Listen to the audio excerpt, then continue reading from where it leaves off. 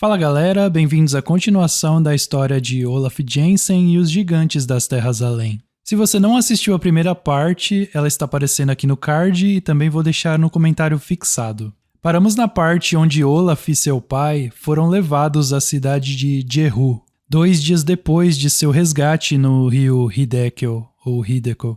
Nunca vi uma exibição tão grande de ouro. Ele estava em toda parte.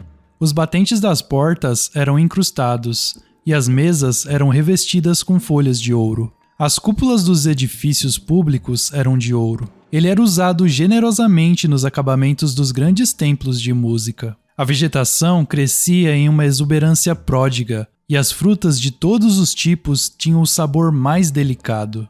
Cachos de uvas de 1,5 metro de comprimento, cada uva do tamanho de uma laranja, e maçãs maiores do que a cabeça de um homem representavam um maravilhoso crescimento de todas as coisas no interior da Terra. As grandes sequoias da Califórnia seriam consideradas meros arbustos em comparação com as gigantescas árvores da floresta que se estendiam por quilômetros e quilômetros em todas as direções. Em muitas direções, ao longo do sopé das montanhas, grandes rebanhos de gado foram vistos durante o último dia de nossa viagem pelo rio. Ouvimos falar muito de uma cidade chamada Éden, mas fomos mantidos em Jehu por um ano inteiro. Ao final desse período, tínhamos aprendido a falar razoavelmente bem o idioma dessa estranha raça de pessoas. Nossos instrutores, Julius Galdea e sua esposa, demonstraram uma paciência realmente louvável. Quero ressaltar que ele nunca menciona que esse Éden é o Éden da Bíblia. Ele cresceu com Odin, Thor e a mitologia nórdica, e apenas a menciona casualmente como qualquer outra cidade, como São Paulo, que provavelmente é o oposto do Éden nos dias de hoje. Um dia, um enviado do governante do Éden veio nos visitar e, durante 2 dias inteiros, meu pai e eu fomos submetidos a uma série de perguntas surpreendentes. Eles queriam saber de onde tínhamos vindo, que tipo de pessoas viviam fora, que Deus adorávamos, nossas crenças religiosas, o modo de vida em nossa terra estranha e milhares de outras coisas. A bússola que havíamos trazido conosco atraiu atenção especial. Meu pai e eu comentamos entre nós sobre o fato de que a bússola ainda apontava para o norte, embora agora soubéssemos que havíamos navegado sobre a curva ou a borda da abertura da Terra e estávamos bem ao sul, na superfície interna da crosta terrestre, que, de acordo com a estimativa de meu pai e a minha, tem cerca de 300 quilômetros de espessura da superfície interna à externa. Relativamente falando, ela não é mais espessa do que uma casca de ovo, de modo que há quase tanta superfície no interior quanto no exterior da Terra. Vale ressaltar que o modelo que é usado neste livro é o da Terra bola, e assim como nessa imagem, seria essa a percepção que tiveram quando chegaram num ponto máximo norte, de estar adentrando em uma Terra globo, assim como na teoria da Terra oca. Mas mesmo assim, a bússola ainda apontava para o norte, então na cabeça deles, adentraram a Terra em direção ao sul. Não fica claro, no entanto, se essas terras seriam o centro de uma Terra plana. Acredito que não, se compararmos com o mapa da Lua, mas isso aí é tema para outro vídeo. A grande nuvem, ou bola luminosa de fogo vermelho escuro, vermelho de manhã e à noite, e durante o dia emitindo uma bela luz branca, o Deus esfumaçado, está aparentemente suspensa no centro do grande vácuo dentro da Terra, e mantida em seu lugar pela imutável lei da gravitação ou por uma força atmosférica repelente, conforme o caso. Refiro-me ao poder conhecido que atrai ou repele com a mesma força em todas as direções. Para mim isso aí é eletromagnetismo, mas beleza.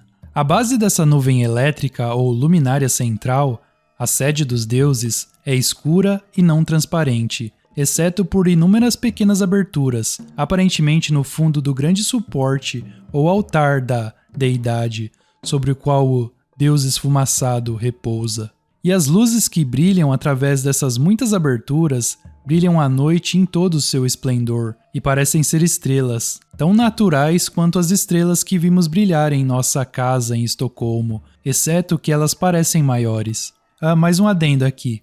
Se tratando do interior da Terra no modelo bola, é interessante eles verem estrelas, mesmo estas sendo diferentes e maiores. O Deus esfumaçado, portanto, a cada revolução diária da Terra, parece surgir no leste e se pôr no oeste, da mesma forma que o nosso Sol na superfície externa. Na realidade, as pessoas intraterrenas acreditam que o Deus esfumaçado é o trono de seu Jeová e é estacionário. O efeito da noite e do dia é, portanto, produzido pela rotação diária da Terra. Outro ponto aqui, aqueles dizem que o Deus esfumaçado ou o Sol deles é fixo e quem gira é a Terra, da mesma forma do heliocentrismo. Só que esse Sol está dentro. Seria esse Sol o chamado Sol Negro? Comenta aí embaixo sua opinião. Bom, continuando. Desde então, descobri que o idioma do povo do mundo interior é muito parecido com o sânscrito. Depois deles fazerem um relato da vida externa aos emissários da sede central do governo do continente interno e de seu pai ter desenhado mapas mostrando as divisões de terra e água e dando o nome de cada um dos continentes, grandes ilhas e oceanos, foram levados por terra finalmente para a cidade do Éden, em um veículo diferente de tudo o que havia na Europa ou na América da época. Esse veículo era, sem dúvida, um dispositivo elétrico, não fazia barulho e andava em um único trilho de ferro em perfeito equilíbrio. A viagem foi feita em uma velocidade muito alta. Fomos levados morro acima e morro abaixo, e novamente ao longo das encostas de montanhas íngremes, sem nenhuma tentativa aparente de nivelar a terra como fazemos nos trilhos de trem. Os assentos do carro eram enormes, porém confortáveis, e muito altos em relação ao piso do vagão. Para eles, que eram bem pequenininhos comparados com os gigantes. Na parte superior de cada vagão, havia rodas de alta velocidade deitadas de lado, que eram ajustadas automaticamente de modo que, à medida que a velocidade do vagão aumentava, a alta velocidade dessas rodas aumentava geometricamente. Jules Gaudet nos explicou que essas rodas giratórias em forma de leque no topo dos carros destruíam a pressão atmosférica, ou o que geralmente se entende pelo termo gravitação. Finalmente, chegaram à cidade de Éden, onde foram levados à presença do grande sumo sacerdote, que governava toda aquela terra. Ele estava ricamente vestido e era muito mais alto do que os que o cercavam, não tendo menos que 4 ou 4,5 metros de altura. A imensa sala em que fomos recebidos parecia ter sido revestida com placas sólidas de ouro, densamente adornadas de joias de incrível brilho. A cidade do Éden está localizada no que parece ser um belo vale, mas, na verdade, está no mais alto platô montanhoso do continente interior, vários milhares de quilômetros mais alto do que qualquer parte do país ao redor. É o lugar mais bonito que já vi em todas as minhas viagens. Nesse jardim elevado, todos os tipos de frutas, videiras, arbustos, árvores e flores crescem em profusão.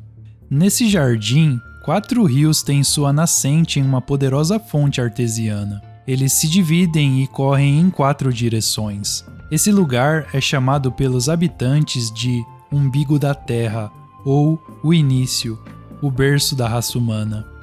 Os nomes dos rios são Eufrates, Pison, Gihon e Hiddekel. Estes são exatamente os rios citados no livro de Gênesis, exceto pelo Hiddekel, que seria o tigre. Agora eu não sei se Hiddekel significa tigre, mas... E o que muitas pessoas talvez não saibam é que os hindus tinham exatamente a mesma mitologia do berço da civilização e seus templos até simbolizam esse Éden do Polo Norte. Tivemos uma audiência de mais de 2 horas com esse grande dignatário, que parecia gentil e atencioso. No final da entrevista, ele nos perguntou se desejávamos permanecer em seu país ou se preferíamos retornar ao mundo exterior, desde que fosse possível fazer uma viagem de volta bem-sucedida, atravessando as barreiras do cinturão congelado que circundam as aberturas norte e sul da Terra. Essa descrição aí mais parece com a Terra plana. Meu pai respondeu: Eu e meu filho gostaríamos de visitar seu país e ver seu povo, seus colégios e palácios de música e arte, seus grandes campos e suas florestas maravilhosas de madeira. E depois de termos tido esse privilégio agradável, gostaríamos de tentar voltar para nossa casa na superfície externa da terra. Temo que você nunca mais possa voltar, respondeu o sumo sacerdote-chefe, porque o caminho é muito perigoso. No entanto, você visitará os diferentes países com Jules Galdea como seu acompanhante. E quando estiver pronto para tentar a viagem de volta, garanto-lhe que seu barco estará aqui nas águas do rio. Assim terminou nossa única entrevista com o sumo sacerdote, ou governante deste continente. Na parte 4 do livro fala da vida e rotina deles nos anos que viveram dentro da Terra. Aprendemos que os homens não se casam antes dos 75 a 100 anos de idade, e que a idade em que as mulheres se casam é apenas um pouco menor, e que tanto os homens quanto as mulheres frequentemente vivem de 600 a 800 anos, e, em alguns casos, muito mais. Daí tem uma nota de rodapé do autor citando Joséfo. Deus prolongou a vida dos patriarcas que precederam o dilúvio, tanto por causa de suas virtudes, quanto para dar-lhes a oportunidade de aperfeiçoar as ciências, a geometria e a astronomia que eles tinham descoberto, que não poderiam ter feito se não tivessem vivido 600 anos, porque somente depois de 600 anos é que o grande ano é cumprido. Muito interessante os gigantes do interior da Terra viverem em quantidade semelhante de tempo dos patriarcas antediluvianos. Daí eles visitaram algumas cidades, e então ele diz que, em nossas viagens, chegamos a uma floresta de árvores gigantescas perto da cidade de Delphi. Nas florestas Golias, encontradas no continente intraterreno, há árvores poderosas de 244 metros a 305 metros de altura e de 30 a 36 metros de diâmetro, incontáveis em número, e formando florestas que se estendem por centenas de quilômetros do mar. O povo é extremamente musical e tem um grau de instrução notável em suas artes e ciências, especialmente geometria e astronomia. E eu me pergunto que tipo de céu eles viam à noite e como seria a astronomia deles dentro da Terra.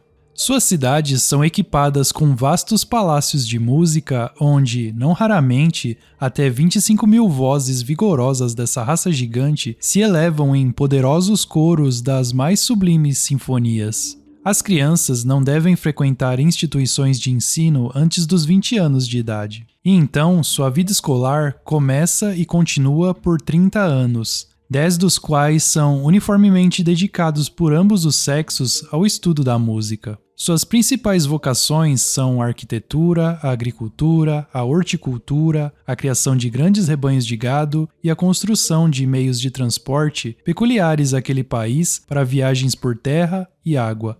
Por meio de algum dispositivo que não consigo explicar, eles se comunicam entre as partes mais distantes de seu país por meio de correntes de ar. Com certeza é uma rede wireless sem fio, tipo sinal de rádio ou sinal de celular que a gente usa hoje em dia. Cerca de 3/4 da superfície interna da Terra são terra e cerca de 1/4 é água. Aqui ele descreve exatamente o oposto do que nós temos do lado de fora. Do lado de fora há vários rios de enorme tamanho, alguns fluindo em direção ao norte e outros ao sul. Alguns desses rios têm 48 quilômetros de largura e saem desses vastos cursos de água nas partes extremas do norte e do sul da superfície interna da Terra. Nas regiões onde há baixas temperaturas, formam-se icebergs de água doce. Eles são então empurrados para o mar por águas turbulentas que, 2 vezes por ano, varrem tudo à sua frente. No primeiro vídeo eu comentei sobre os icebergs serem de água doce. Essa parte é interessante porque é difícil você imaginar icebergs se formando no extremo norte sem nenhuma porção de terra para isso, somente o oceano salgado. Mas essa explicação do livro faria sentido se esses icebergs saíssem mesmo dos rios de água doce dessas terras além, até chegar na nossa terra. Comenta aí a sua opinião a respeito. Continuando, vimos inúmeros espécimes de pássaros não maiores do que os encontrados nas florestas da Europa e da América. É bem sabido que, nos últimos anos, espécies inteiras de pássaros abandonaram a Terra. E até mesmo um escritor, em um artigo recente, escreveu: não seria possível que essas espécies de pássaros que estão desaparecendo deixem sua habitação no exterior e encontrem asilo no mundo interior? Alguns dos pássaros pareciam medir cerca de 9 metros de ponta a ponta de suas asas. E ao examinar um ninho de ovos, havia 5 deles no ninho, cada um com pelo menos 60 centímetros de comprimento e 40 de diâmetro. Depois de estarmos na cidade de Ectea por cerca de uma semana, o professor Galdea nos levou a uma enseada, onde vimos milhares de tartarugas ao longo da costa arenosa. Hesito em dizer o tamanho dessas grandes criaturas. Elas tinham de 7,5 a 9 metros de comprimento e 2 metros de altura. Quando uma delas projetava a cabeça, parecia que algum monstro marinho horrendo havia aparecido. Um dia, vimos uma grande manada de elefantes. Deviam ser 500 desses monstros com garganta de trovão, com suas trombas inquietas e ondulantes. Eles estavam arrancando enormes galhos de árvores e pisoteando árvores menores até o anoitecer, como se fossem arbustos de aveleira. Em média, eles tinham mais de 30 metros de comprimento e de 23 a 26 metros de altura. Meu pai segurou meu braço com um aperto vigoroso, como se temesse que o mal nos atingisse. Éramos 2 átomos nessa grande floresta e, felizmente, não éramos observados por essa imensa manada de elefantes que se afastava.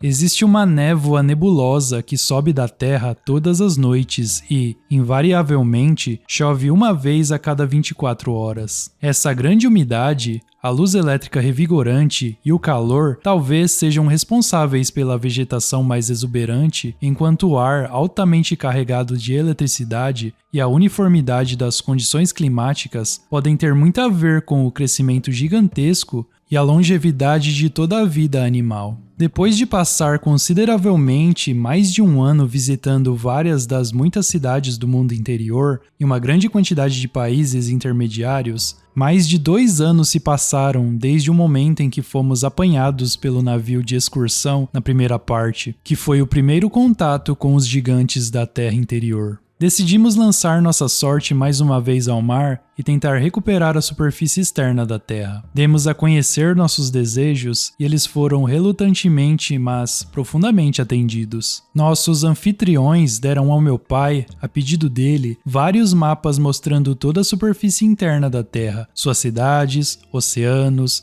mares, rios, golfos e baías. Eles também se ofereceram generosamente para nos dar todos os sacos de pepitas de ouro, alguns deles do tamanho de ovos de ganso, que quiséssemos tentar levar conosco em nosso pequeno barco de pesca, depois que tudo estivesse pronto. O mesmo navio, Nas, que originalmente nos descobriu, nos levou a bordo e nos transportou até a foz do rio Redekel, depois que nossos irmãos gigantes lançaram nossa pequena embarcação para nós ao mar. Eles lamentaram cordialmente a partida e demonstraram muita preocupação com nossa segurança. Meu pai jurou pelos deuses Odin e Thor que certamente voltaria em 1 ou 2 anos para visitá-los novamente.